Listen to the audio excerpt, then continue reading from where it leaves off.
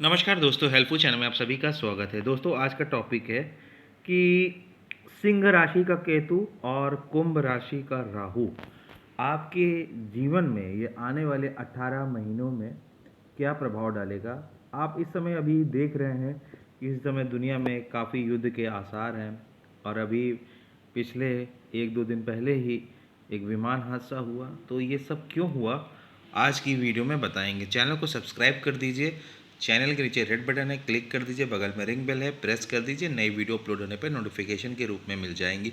समस्या हो तो मेल कर दीजिएगा nitin549@gmail.com पर। डिस्क्रिप्शन में मेल आईडी है। लोशो क्लास स्टार्ट है, वैदिक के पिलाल किताब, टैरो, पामस्ट्री, वास्तु, मैच के प्रेडिक्शन क्लास स्टार्ट से नोट्स भी उपलब्ध हैं। चलते हैं टॉपिक की तरफ कि सिंह राशि का केतु और कुंभ राशि का राहु ये आने वाले 18 महीने यानी कि 20 मई 2025 से लेके 2027 तक का जो समय रहेगा वो कैसा रहेगा। ठीक है, तो आप लोग देखिए, मैं आपको न्यूमरोलॉजी और कुंडली से दोनों बताऊंगा, तो उसको आप देखिए। देखिए, यहाँ पे मैंने काल पुरुषा कुंडली बनाई है जो यहाँ पे मेष लग्न से लेके मीन लग्न है। और कुंडली में जहाँ पे इस समय केतु किस पे है, सिंह राशि में, यानी कि कुंडली के 5वें घर में काल पुरुषा कुंडली में, और राहु 11वें घर में कुंभ राशि में। और न्यूमरोलॉजी चार्ट के हिसाब से सिंह राशि का जो मालिक ग्रह होता है वो सूर्य होता है, और केतु का अंक जो होता है वो 7 होता है। और कुंभ राशि का मालिक ग्रह शनि होता है, और राहु जो होता है वो 4 नंबर होता है।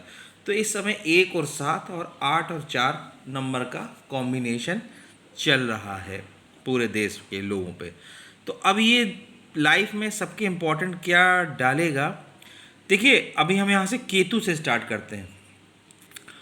जिसका केतु पहले घर में है, यानी कि सिंह लग्न वालों का केतु पहले घर में है और राहु 7वें घर में होगा।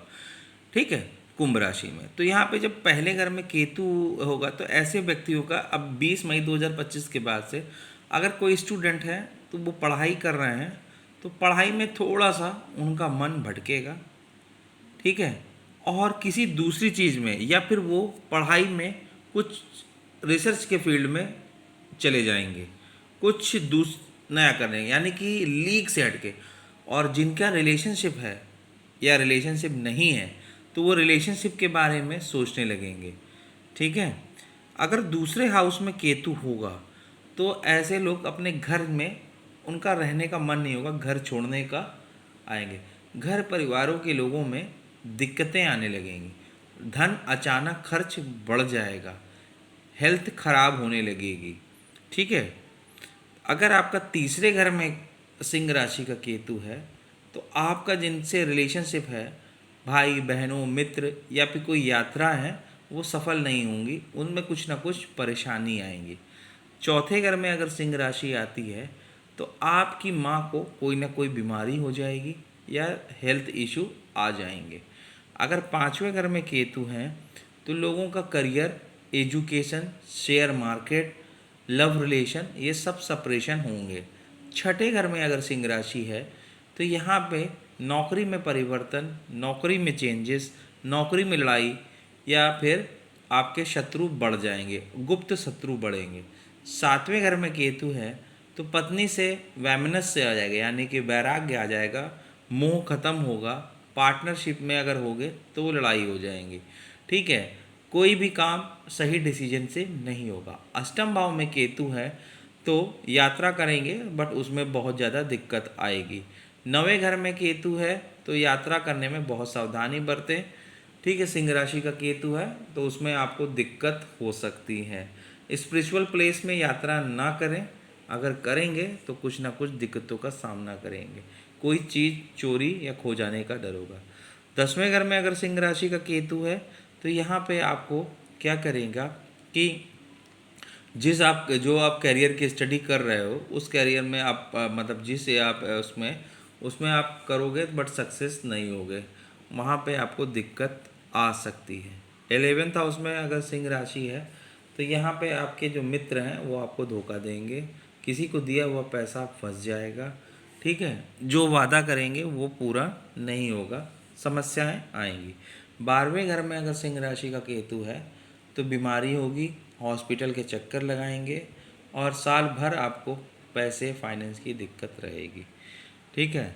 अगर यहाँ पे 7 नंबर यानी कि अब अगर कुंभ राशि का अगर पहले घर में कुंभ राशि पड़ती है तो व्यक्ति जो लालची बढ़ेगा, पैसा कमाने के चक्कर में गलत चीज़ों में ट्रैप होगा, शेयर लॉटरी सट्टा जुए में लगाएगा बट हार जाएगा।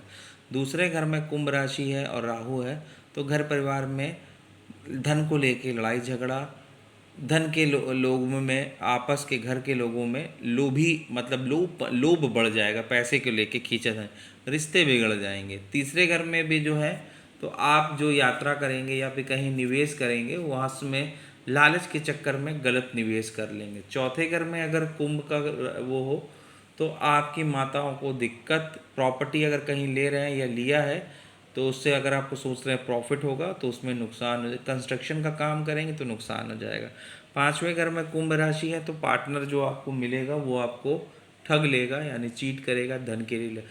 छठे घर में अगर कुंभ का राहु है तो आपको जो नौकरी है आप पैसे के चक्कर में यानी कि आपको ऑफर आएगा कि आपकी सैलरी बढ़ रही है और अच्छी जॉब मिल रही है और आप उसको ज्वाइन कर लेंगे तो उसमें भी आपको नुकसान हो जाएगा।